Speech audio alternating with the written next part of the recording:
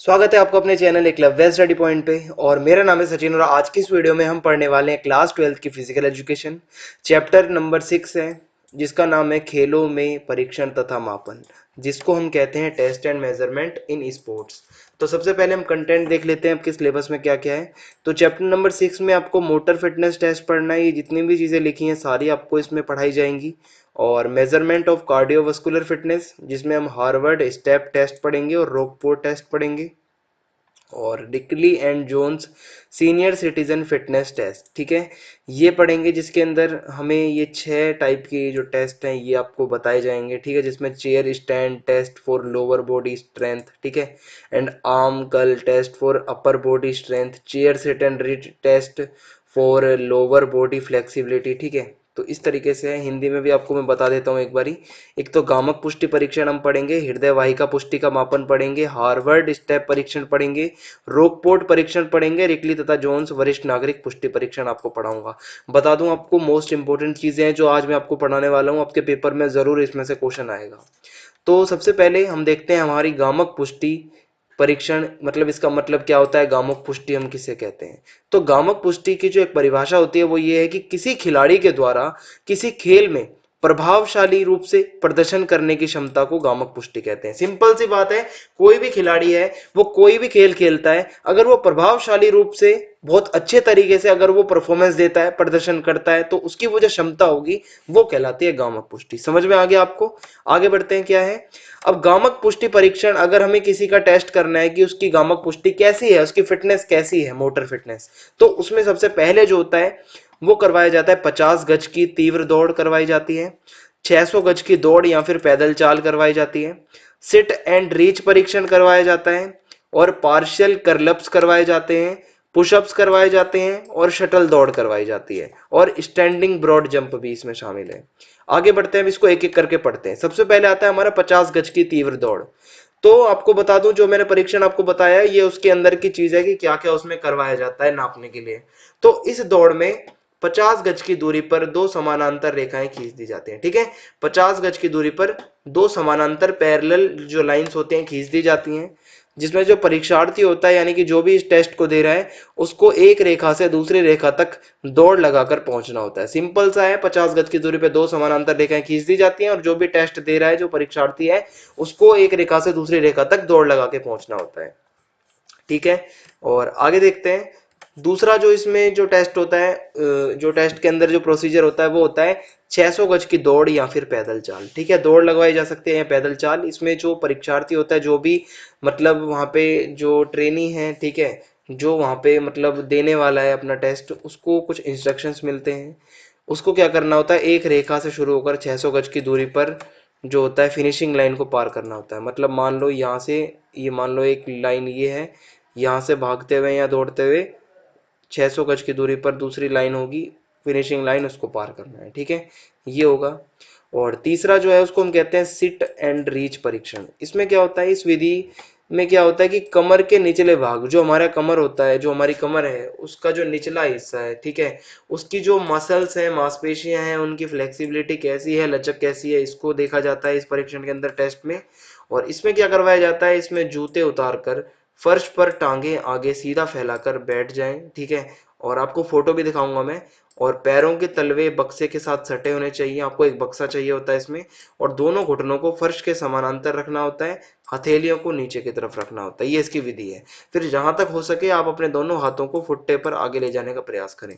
जो विधि पूरी आपको बताई है, ठीक है, इसको 2 सेकंड तक इसको ऐसे रोक कर रखना होता है। तो ये विधि आप एक बार यहाँ से देख लीजिए, फोटो से आपको समझ में आ जाएगा क्या करना होता है। आपको ऐसे बैठना होता है, ठीक है, पैरों को सीधा रखना होता है जमीन के समानांतर। और फिर फुट, जो फुट्टा है ये, इसमें जहां तक भी आपका हाथ आगे तक जा सकता है आपको करना होता है इसमें, ठीक है। तो ये आपका सिट एंड रीच आपका हो जाएगा टेस्ट। आगे देखते हैं क्या होता है। पार्शियल कर्ल अप परीक्षण, इसमें क्या होता है, इस परीक्षण को उदर जो आपका एब्डोमेन होता है, एब्डोमिनल जो आपका एरिया है, उसकी सहन शक्ति एंड्योरेंस को मापने के लिए ये परीक्षण किया जाता है। इसमें परीक्षार्थी को समतल फर्श पर, एक प्लेन समतल फर्श पर पीठ के बल इस प्रकार लेटना होता है जिससे उसके जो पंजे जो होते हैं, ठीक है, जो उसके पंजे हैं वो नितंब यानी कि जो हिप्स से 1 फुट की दूरी पर हो, और उसके बाद अपने हाथों को फैलाते हुए जांघों पर रख देता है, ठीक है, जो भी उसको कर रहा होता है, और उसका सिर स्थिर होना चाहिए, सिर आपका एक जगह स्थिर होना चाहिए। उसके बाद अपने शरीर को ऊपरी भाग को 2 इंच तक आपको ऊपर उठाना होता है। उसके बाद फिर से वापस लेटकर नॉर्मल पोजीशन में आपको आ जाना होता है। तो इसको हम पार्शियल कर्ल परीक्षण कहते हैं। अगला जो परीक्षण है वो पुशअप्स हैं, आपको पता भी होगा पुशअप के बारे में अच्छे से, ये हम करते आए हैं। तो इस परीक्षण को क्या होता है इसमें कि इसमें शरीर के ऊपरी भाग की शक्ति को मापने के लिए पुशअप्स हम करते हैं, ठीक है। इसमें सबसे पहले पेट के बल आपको मुंह को नीचे करके लेटना होता है। उसके बाद उसके दोनों हाथ कंधों की अपेक्षा थोड़े खुले हुए होने चाहिए, ठीक है, जो भी ये कर रहा है। और उसके दोनों हाथों की उंगलियां फैली हुई होनी चाहिए, पुशअप्स करते हुए उंगलियां फैली हुई होनी चाहिए। ऐसा करते समय किसी वस्तु का सहारा नहीं लेना चाहिए, ठीक है। तो ये हो गया आपका पुशअप्स, आपने देखा भी होगा, नहीं देखा तो बता दूं, इस तरीके से ये होगा आपका पुशअप, ठीक है। आगे बढ़ते हैं। शटल दौड़, शटल रन जिसे हम कहते हैं, इसमें क्या होता है, इस दौड़ में 30 फीट की दूरी पर 2 समानांतर रेखाएं खींच दी जाती हैं, ठीक है। 30 फीट की दूरी पर 2 पैरेलल लाइंस खींच दी जाती हैं, इनमें से किसी एक रेखा के पीछे लकड़ी के 2 गुटके रख दिए जाते हैं, ठीक है। और फिर दूसरी रेखा के पीछे से निर्देश इंस्ट्रक्शंस मिलते ही गुटके की तरफ दौड़ लगानी चाहिए, ठीक है, इसमें मतलब लगाई जाती है। और इसमें जो परीक्षार्थी जो भी होता है वो एक गुटके को उठाकर तेजी से दौड़ते हुए वापस स्टार्टिंग लाइन के पीछे रख देता है। तो इसमें गुटके को उठा के फिर स्टार्टिंग लाइन के पीछे रखना होता है, फिर वहां से उठा के फिर यहाँ रखना होता है, इस तरीके से चलता रहता है। और उसके बाद फिर से यही प्रक्रिया दोहरानी पड़ती है और दूसरे गुटके को उठाकर फिर वापस रेखा तक लाना पड़ता है। तो ऐसे ही चलती रहती है, ठीक है। एक गुटका उठाया, जैसे इसके मान लो हाथ में ये गुटका है, इसने ये उठाया, फिर इसको रख के ये दूसरी लाइन पे आएगा, देखो जैसे ये लाइन है, यहाँ से गुटका उठा के यहाँ भागना, फिर यहाँ से उठा के वापस वहां जाना, फिर उठा के यहाँ आना, ऐसे ही चलता रहता है इसमें। अगला होता है स्टैंडिंग ब्रॉड जंप। इसमें क्या होता है, ये जो परीक्षण होता है स्टैंडिंग ब्रॉड जंप का, इसमें सबसे पहले एक समतल मैदान पर टेक ऑफ लाइन लगा दी जाती है, ठीक है। मान लो कोई भी एक टेक ऑफ लाइन होती है और यहाँ पर आपको खड़ा होना होता है, तो आपको जंप लगा के जितनी दूर आप जा सकते हैं जाना होता है। उसके बाद जो भी परीक्षार्थी होता है अपने दोनों पैरों के बीच कुछ इंच का गैप बनाता है, टेक ऑफ लाइन के पीछे खड़ा होता है, और उसके बाद लाइन से लंबी कूद लगाता है जहां तक वो ब्रॉड जंप आगे जा सकता है। और उस जंप को फिर इंच में मापा जाता है कितना लंबा उसने कूदा, और इसे ही हम स्टैंडिंग ब्रॉड जंप कहते हैं, ठीक है। इस तरीके से देखो, उसको कूदना होता है, जो भी लाइन रेखा होती है उसको क्रॉस करके, और इस तरीके से कूदना होता है। आगे देखते हैं, अगला टॉपिक है हमारा हृदय वाहिका पुष्टि का मापन। जो हमारी कार्डियो वस्कुलर फिटनेस होती है उसका मापन, उसका मेजरमेंट। तो इसको करने के लिए दो चीजें अपनाई जाती है, दो टेस्ट होते हैं। पहला टेस्ट होता है हार्वर्ड स्टेप टेस्ट, जिसको हम हार्वर्ड स्टेप परीक्षण कहते हैं। दूसरा होता है रोक पोर्ट परीक्षण, जिसको हम कहते हैं रोक पोर्ट टेस्ट। इसमें क्या होता है ये देखते हैं। तो जो हृदय वाहिका पुष्टि, पहले तो आपको हृदय वाहिका पुष्टि यानी कार्डियोवास्कुलर फिटनेस का मतलब पता होना चाहिए। हृदय वाहिका पुष्टि यानी कि कार्डियोवास्कुलर फिटनेस, हाँ, जो हमारा दिल होता है, हृदय होता है, और जो हमारे लंग्स होते हैं, इन दोनों के बारे में, इन दोनों से कनेक्टेड है ये चीज। इसमें क्या होता है, हृदय तथा फेफड़ों की शरीर में कार्यरत मांसपेशियां ऊतकों की ऑक्सीजन युक्त रक्त की आपूर्ति की योग्यता तथा मांसपेशियों द्वारा विभिन्न गतिविधियों हेतु ऊर्जा उत्पन्न करने के लिए ऑक्सीजन का प्रयोग करने की योग्यता है। हमारी ये फिटनेस किस चीज की योग्यता होती है, जो हमारा दिल है, हमारा हृदय है, और जो हमारे फेफड़े हैं, और ये जो है इनकी शरीर में कार्यरत जितनी भी मांसपेशियां होती हैं, इन के लिए जो मांसपेशियां होती है हमारे शरीर के अंदर, उनके मांसपेशियों के ऊतकों की जो ऑक्सीजन युक्त रक्त की आपूर्ति की जो योग्यता होती है, ठीक है। ऑक्सीजन युक्त जो रक्त होता है, रक्त में ऑक्सीजन वाला जो रक्त होता है उसकी आपूर्ति की जो एक योग्यता होती है। और जो मांसपेशियों द्वारा विभिन्न गतिविधियों के लिए, हमारी मांसपेशियां बहुत सारी गतिविधियां करते हैं, आपको पता होता है, उसके लिए जो हम एनर्जी को जब हम उत्पन्न करने के लिए जो हमें ऑक्सीजन का यूज करते हैं, वो हमारी योग्यता होती है हृदय वाहिका पुष्टि, ठीक है। तो ये हमारी हृदय वाहिका पुष्टि दिल और लंग्स से जुड़ी हुई एक फिटनेस है। इसमें क्या होता है आइए आपको बताता हूँ। इसका मुख्य उद्देश्य देखो, इसको नापने के लिए पहला टेस्ट जो होता है हार्वर्ड स्टेप परीक्षण होता है। इसका मुख्य उद्देश्य क्या होता है इस टेस्ट को कराने का, कि पुनः शक्ति, ठीक है, रिकवरी जो हम प्राप्त करते हैं अपनी, उसकी दर को जांच करके उसकी हृदय वाहिका फिटनेस को मापना। ठीक है, जो भी यहाँ पे जो परीक्षार्थी होता है, ठीक है, उसकी कितनी रिकवरी, क्या रेट है, क्या है उसकी फिटनेस कैसी है दिल की, उसको मापना होता है इसके अंदर। ठीक है, और जैसे आपने सुना भी होगा कार्डियो एक्सरसाइजेस भी होती है बहुत सारी।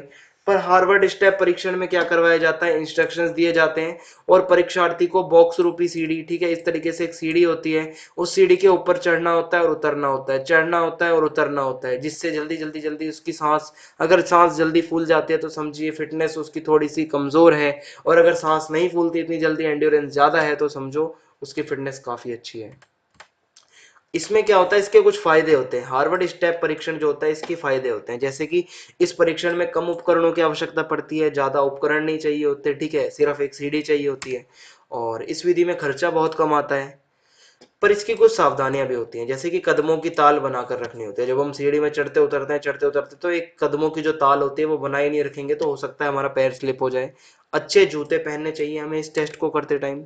ठीक है, अगला टेस्ट होता है रोक पोर्ट परीक्षण, यानी कि रोक पोर्ट टेस्ट। इसमें क्या होता है, ये जो परीक्षण होता है ऑक्सीजन के अधिकतम आयतन के विकास को जांचने के लिए किया जाता है। ठीक है, जो ऑक्सीजन होता है उसका जो आयतन होता है, ठीक है, उसका अधिकतम आयतन जो होता है उसके डेवलपमेंट को जांचने के लिए ये किया जाता है। इसके लिए हवा रहित दिन सबसे बेस्ट होता है। ठीक है, ऐसा दिन जिस दिन हवा ना हो, बिल्कुल भी एक शांत वातावरण हो, उस दिन ये टेस्ट अच्छे से होता है। इसमें व्यक्ति का कम से कम कपड़ों में भार नोट किया जाता है, उसका वेट जो है वो नोट किया जाता है, कितना वेट आया है, फिर उसे 1609 मीटर तक कम से कम समय में दौड़ना होता है। सिंपल सा है ये, ठीक है, 1609 मीटर तक कम से कम समय में दौड़ना होता है, यही इस परीक्षण में करवाया जाता है। अगला इंपॉर्टेंट परीक्षण है जो पेपर में बहुत बार पूछा जाता है, वो है रिकली तथा जोन्स के वरिष्ठ नागरिक पुष्टि परीक्षण। इसमें क्या होता है कि एक रिकली और जोन्स नाम से दो लोग थे जिन्होंने ये सीनियर सिटीजन्स की फिटनेस के लिए एक टेस्ट बनाया।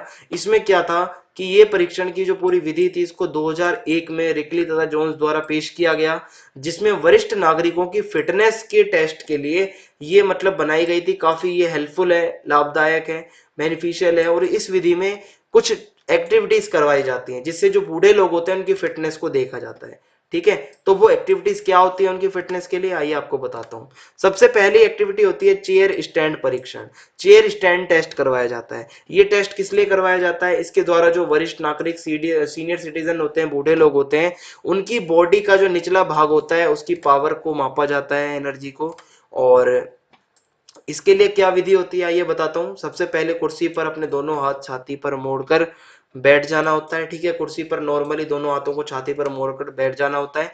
उसके बाद जैसे ही हमें इंस्ट्रक्शन मिलते हैं कि हमें उठना है तो हमें उठ जाना होता है, बैठना होता है और उठना होता है। ठीक है, दूसरा परीक्षण जो होता है उसको कहते हैं बाजू मोड़ना परीक्षण। इसमें क्या होता है कि जो वरिष्ठ नागरिक होते हैं, जो बूढ़े लोग होते हैं, ये परीक्षण जो होता है उनके शरीर का जो ऊपरी भाग है, अपर पार्ट है, उसकी शक्ति और जो एंड्योरेंस है, उसकी सहन क्षमता है, उसको मापा जाता है इसके अंदर। इसके स्टेप्स क्या होते हैं आपको बता दूं। जो व्यक्ति होता है, वृद्ध व्यक्ति, उसको 8 पाउंड तक की एक वस्तु हाथ में लेकर, यानी कि यहाँ पर वेट दिया गया है, ठीक है, 8 पाउंड तक की एक वस्तु हाथ में लेकर कुर्सी पर इस तरीके से बैठना होता है कि जिससे वो बाजू, जिसमें वो वस्तु है, लंबवत नीचे हो जाए। ठीक है, बाजू जो है हमारी, हाथ में हमें कुर्सी पर बैठना होता है। ठीक है, हाथ में कोई भी चीज, जैसे हमने डंबल उठा लिया है, कुछ भी उठा लिया, उसको नीचे ले जाना होता है, फिर उसको ऊपर ले जाना होता है। ठीक है जी, जो मतलब भार वाली जो बाजू होती है उसको कोहनी से मोड़ते हुए छाती तक लाना होता है। अगला परीक्षण है चेयर सिट एंड रीच परीक्षण। इसमें क्या होता है, इसका उद्देश्य ये है कि जो वरिष्ठ नागरिक होते हैं उनके शरीर के निचले भाग की लचक को मापा जाता है, कितनी लचक है, कितना खिंचाव कर सकता है वृद्ध आदमी। इसके लिए क्या करवाया जाता है, सबसे पहले परीक्षार्थी जो भी है उसको कुर्सी के किनारे बैठाकर एक पैर फर्श पर समतल तथा दूसरा पैर का घुटना सीधा करके आगे की ओर इस प्रकार रखना होता है जिससे टखना समकोण पर मुड़ा हुआ हो। ठीक है, और उसके बाद बैठे बैठे झुककर पैर के आगे के भाग को हमें छूना होता है। बहुत ही आसान होता है, कुर्सी पर बैठना है, दोनों पैरों को नीचे मतलब टिका के आगे की ओर खींचना होता है, और फिर हमें अपने हाथ वहां तक, पैरों तक पहुंचाने होते हैं, पैर के आगे हिस्से तक हमें छूना होता है। अगला जो परीक्षण होता है इसके अंदर वो होता है बैक स्क्रैच परीक्षण। इसमें क्या करवाया जाता है, वरिष्ठ नागरिकों के कंधे की लचक जो होती है, कंधे की फ्लेक्सिबिलिटी, उसको मापा जाता है। इसके लिए क्या करवाया जाता है, सबसे पहले जो भी परीक्षार्थी है उसको खड़ा होकर अपना कंधा जो होता है, कंधा उठाकर एक हाथ सिर के पीछे से जहां तक हो सके पीठ के बीच तक ले जाने की कोशिश करता है। जैसे हम अपना हाथ पीठ पे ले जाते हैं पीछे, वैसे करना होता है। फिर अपने दूसरे हाथ की कोहनी को पीठ के पीछे की तरफ मोड़ते हुए, मतलब नीचे से हाथ जाएगा, मोड़ते हुए दूसरे हाथ की हथेली को ऊपर की ओर करते हुए पहले हाथ की उंगलियों को टच करने की कोशिश करनी होती है। मतलब राइट हैंड जो होगा वो ऊपर से जाएगा, लेफ्ट हैंड नीचे से, फिर दोनों को टच करना होता है। तो ये बैक स्क्रैच परीक्षण होता है। अगला होता है 8 फुट अप एंड गो परीक्षण। ठीक है, इसमें क्या होता है कि इसके द्वारा वरिष्ठ नागरिक जो होते हैं उनके चलते समय उनकी स्पीड, उनका बैलेंस, संतुलन, उनकी फुर्ती और इन सब चीजों का मापन किया जाता है। इसके लिए क्या करवाया जाता है, एक कुर्सी से 8 फुट की दूरी पर एक चिन्ह बना दिया जाता है, लगा दिया जाता है मार्क, और परीक्षार्थी को कुर्सी पर नॉर्मल सामान्य पोजीशन में बैठने को कहा जाता है। उसके बाद जैसे निर्देश मिलता है उसे व्यक्ति को उठकर तेजी से चलते हुए 8 फुट दूर जो वो चिन्ह लगा हुआ है, मार्क लगा होता है, वहां तक घूमना होता है, फिर वापस कुर्सी पे बैठना होता है। सिंपल सा है बहुत ज्यादा। लास्ट परीक्षण होता है इसके अंदर 6 मिनट चाल परीक्षण। इसमें क्या होता है, ये किस लिए होता है कि जो वरिष्ठ नागरिक होते हैं उनकी कार्यात्मक पुष्टि, ठीक है, उनकी जो कार्यात्मक फिटनेस होती है उसको मापा जाता है इसमें। इसके लिए बहुत नॉर्मल होता है, सबसे पहले इस परीक्षण के लिए 50 गज के एक आयताकार क्षेत्र को मार्क कर लिया जाता है। 50 गज का एक क्षेत्र होता है, ठीक है, रेक्टेंगुलर, और उसमें क्या किया जाता है, उसको मार्क कर लिया जाता है। उसके बाद इस क्षेत्र में नियमित अंतरालों पर चिन्ह लगा दिए जाते हैं। ठीक है, एक रेक्टेंगुलर एक मतलब स्थान होता है, उसमें कुछ कुछ मतलब जो अंतराल जो होते हैं वहां पर चिन्ह लगा दिए जाते हैं, और आदेश मिलते ही पथ पर 6 मिनट तक चलना होता है। वो जो जो पाथ होता है उस पे हमें 6 6 मिनट तक चलना होता है। तो ये हमारा जो होता है 6 मिनट चाल परीक्षण कहलाता है। समझ में आ गया आपको? तो ये चैप्टर हमारा यहाँ पे समाप्त होता है। ई बुक अभी आपकी बन रही है जिसमें से मोस्ट इंपोर्टेंट क्वेश्चंस आपके एग्जाम में जरूर आएंगे, और एकलव्य स्टडी पॉइंट की ये ई बुक है, बहुत ज़्यादा आपके लिए बेनिफिशियल होने वाले। बन जाएगी तो आपको बता दूंगा। कोई भी आपकी क्वेरी, कोई भी डाउट हो, आप मुझसे इंस्टाग्राम पे पूछ सकते हैं। धन्यवाद। जय हिंद, जय भारत।